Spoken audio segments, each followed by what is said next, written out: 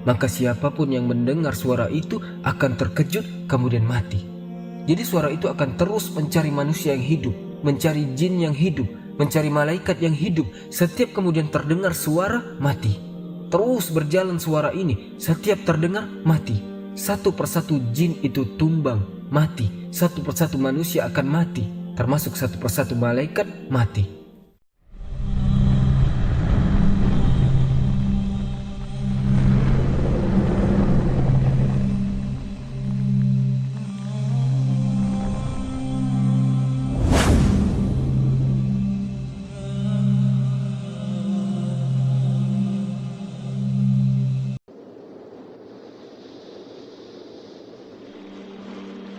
Bismillahirrahmanirrahim. Assalamualaikum warahmatullahi wabarakatuh.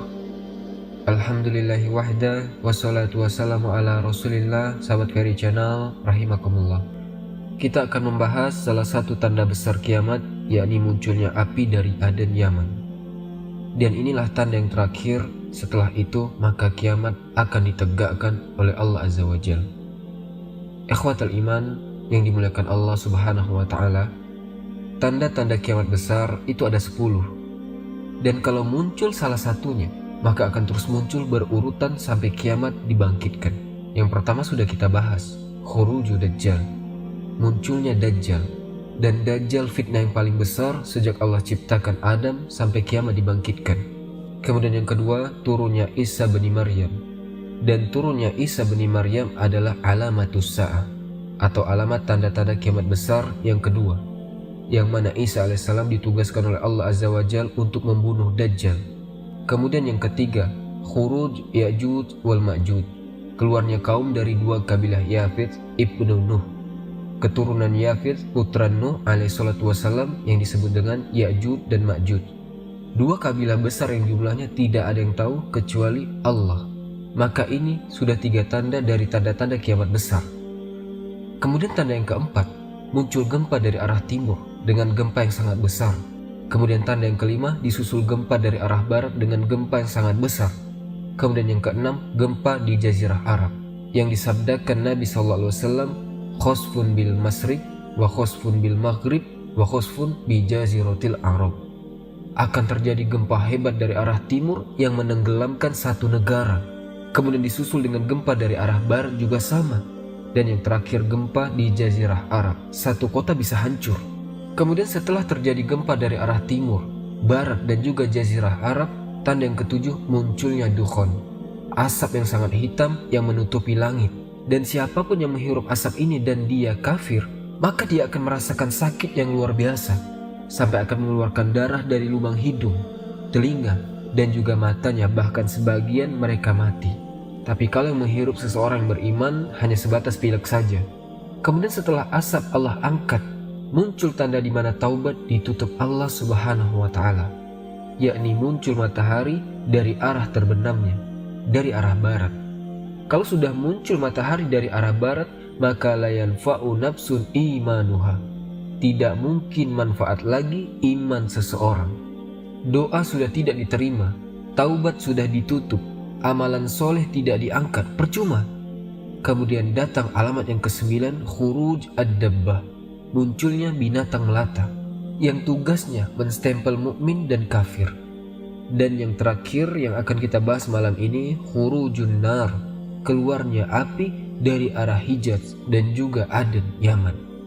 Api yang akan menggiring manusia sampai ke tempat berkumpulnya di Syam.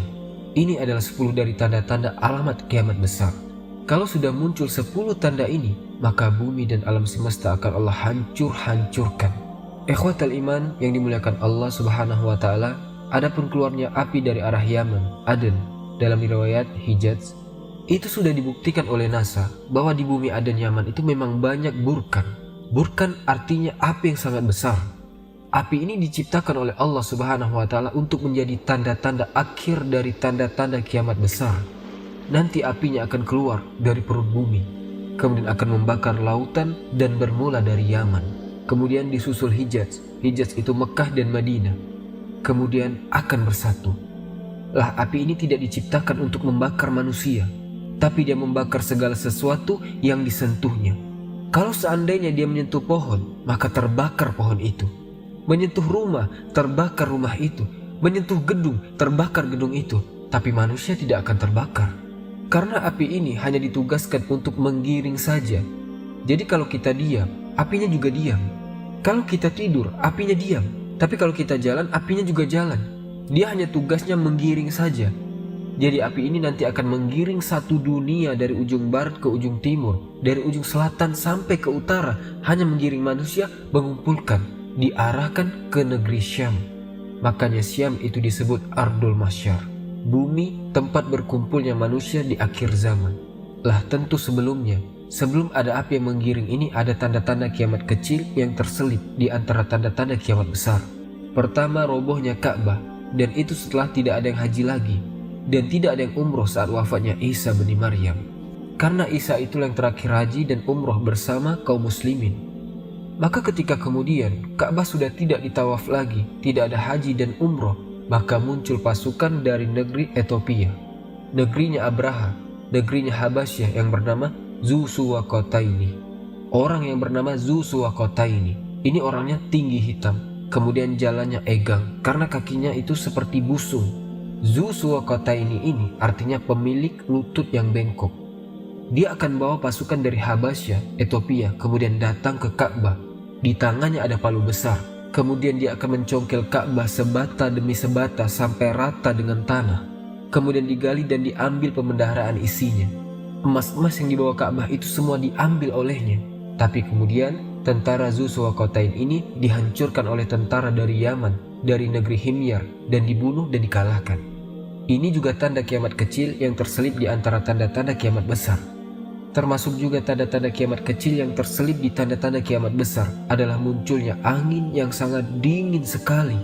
Dinginnya angin itu sampai mencabut arwah orang-orang yang beriman, walaupun dia memiliki iman sebiji zarah.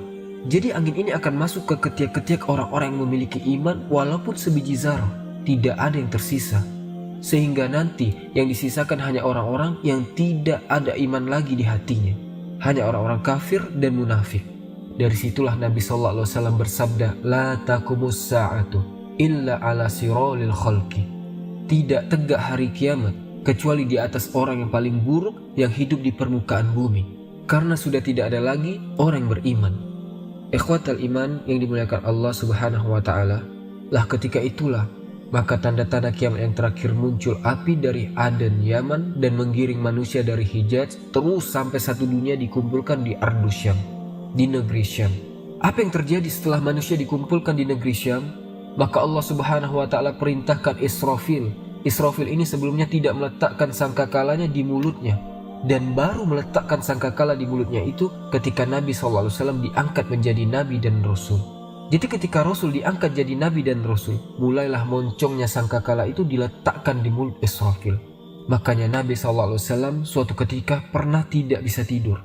Rasul tidak enak minum, tidak enak makan, gundah gulana, termenung. Sehingga sahabat bertanya, Masya'nuka ya Rasulullah, ada apa dengan engkau wahai Rasul? Maka Nabi SAW mengatakan, Fakaifa unna'am, bagaimana aku bisa merasakan nikmat, kata Rasul, sementara pemilik tiupan sangkakala itu sudah mulai meletakkan moncongnya di ujung mulutnya. Jadi Nabi SAW mengabarkan bahwa sejak diutusnya beliau, itu sudah tanda-tanda dari tanda-tanda kiamat. Karena Rasul adalah penutup para Nabi dan Rasul. Tidak ada Nabi lagi setelahnya. Artinya sudah tunggu kiamat saja. Kata Nabi, Ana wasa'ah kahataini, saya dan jarak hari kiamat itu seperti ini. Kemudian Rasul mengisyaratkan dua jari, jari tengah, wusta dan syababah, kemudian dirapatkan. Seperti itulah jarak diriku juga kiamat. Dan kematian Rasul juga tanda-tanda telah dekatnya kiamat. Kata Rasulullah, perhatikan 6 perkara sebelum tegaknya hari kiamat. Salah satunya, kata Rasul, mauti, kematianku. Jadi kematian Rasul pertanda kiamat sudah dekat. Tetapi kapan, dekatnya seberapa, wallahu alam. Karena kiamat itu adalah rahasia Allah.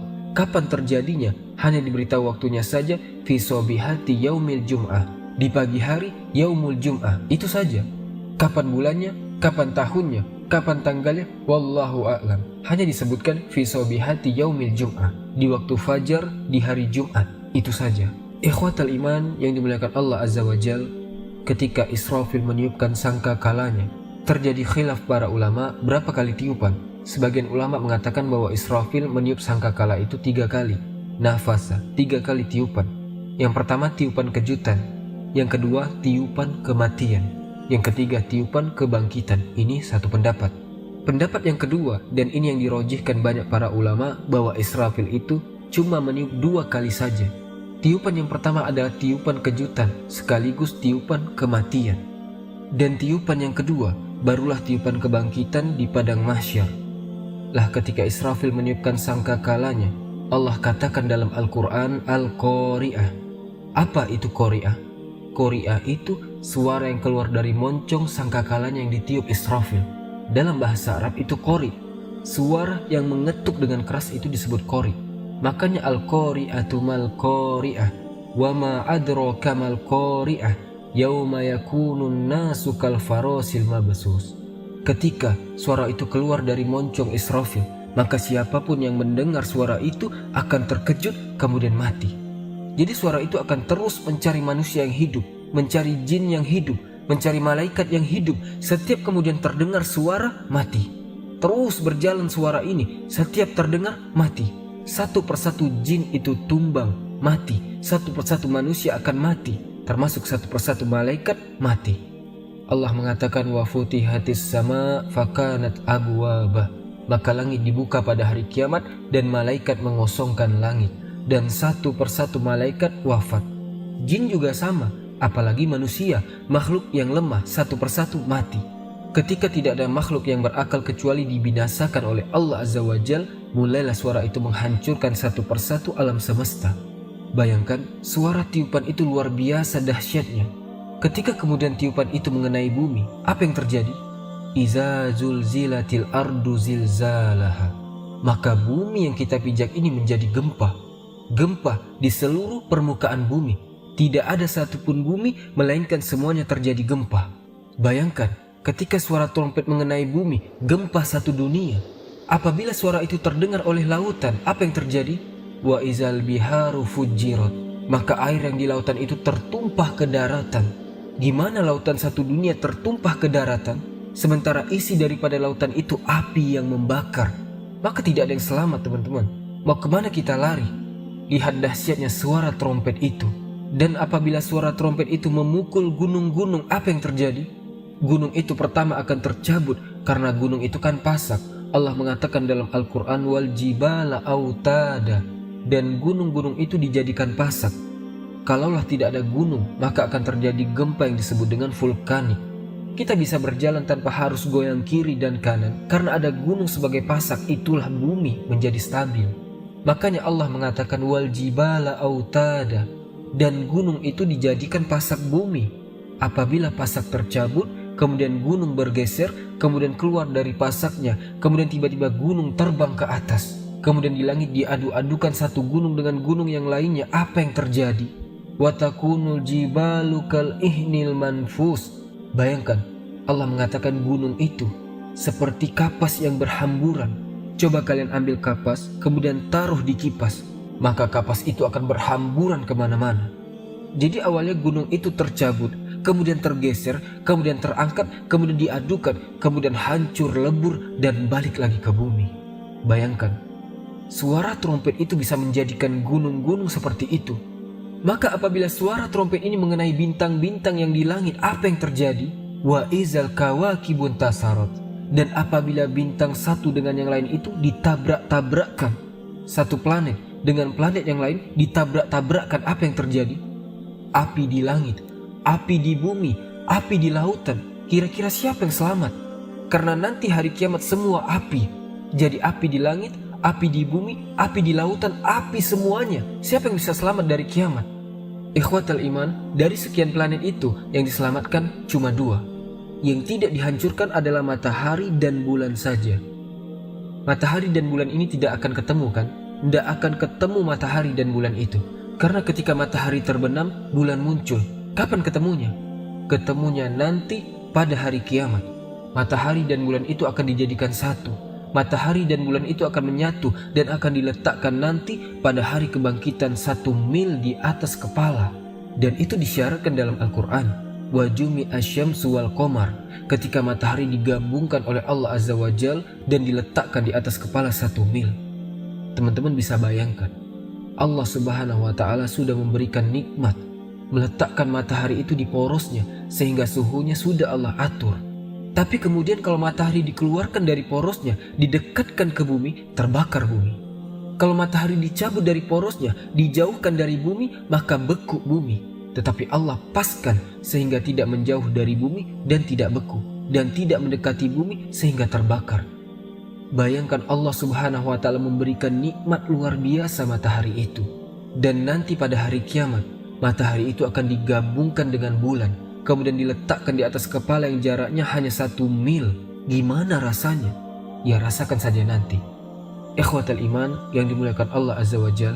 Kemudian apalagi yang terjadi apabila tiupan sangkakala terkena makhluk-makhluk yang ada di langit? Para malaikat satu persatu berjatuhan, tumbang, meninggal. Ketika itu Allah Subhanahu wa Ta'ala genggam bumi dan Allah melipat langit seperti melipat kertas. Bayangkan kalau sudah langit digulung oleh Allah dan bumi dalam genggamannya kemudian dihancurkan selama 40. Rasul tidak menyebutkan 40 hari. Rasul juga tidak menyebutkan 40 bulan. Rasul tidak menyebutkan 40 tahun. Kata Abu Hurairah radhiyallahu an, ketika Allah menghancurkan dari tiupan sangkakala pertama kemudian sampai tiupan sangkakala kedua itu jaraknya 40. Abu Hurairah ditanya, apakah 40 hari wahai Abu Hurairah? Kata Abu Hurairah, fa'abaitu, aku pun enggan menjawabnya. Apakah 40 bulan ya Abu Hurairah? Kata Abu Hurairah, fa'abaitu, aku pun enggan menjawabnya. Apakah 40 tahun? Fa'abaitu, aku pun enggan menjawabnya. Yang jelas, jarak tiupan antara dua sangkakala itu saat Allah hancurkan bumi dan langit dan alam semesta itu 40. Tetapi kalau disebut angka, biasanya terlama. Berapa? 40 tahun. Ya bisa 40 bulan, bisa 40 hari. Tapi biasanya kalau disebutkan angka diambil terlama, berarti jaraknya 40 tahun. Dan kalau seandainya sudah hancur semuanya, tidak ada manusia, tidak ada jin, tidak ada malaikat, bintang sudah tidak ada lagi, bumi juga sudah hancur, lautan sudah kering, maka apa yang terjadi? Maka Allah Subhanahu wa Ta'ala akan datang, kemudian akan memanggil makhluknya dengan mengatakan, limanil mulku yaum, limanil mulkul yaum. Sekarang kalian tahu milik siapa kekuasaan ini? Ainal mutakabbirin, ainal jabbarun, di mana orang-orang yang congkak dan sombong itu? Limanil mulkul yaum, milik siapa kekuasaan ini? Tidak ada yang jawab, semua mati. Maka Allah jawab sendiri, lillahil wahidil qahhar. Ketahuilah bahwa kekuasaan itu hanya milik yang satu, yang maha perkasa, Allah Subhanahu wa Ta'ala. Ikhwatal iman yang dimuliakan Allah Azza wa Jal, ketika makhluk-makhluk itu semua diwafatkan, malaikat, jin dan manusia, yang tersisa hanya 4 malaikat. Malaikat Jibril, Mikail, Israfil, dan Malakul Maut.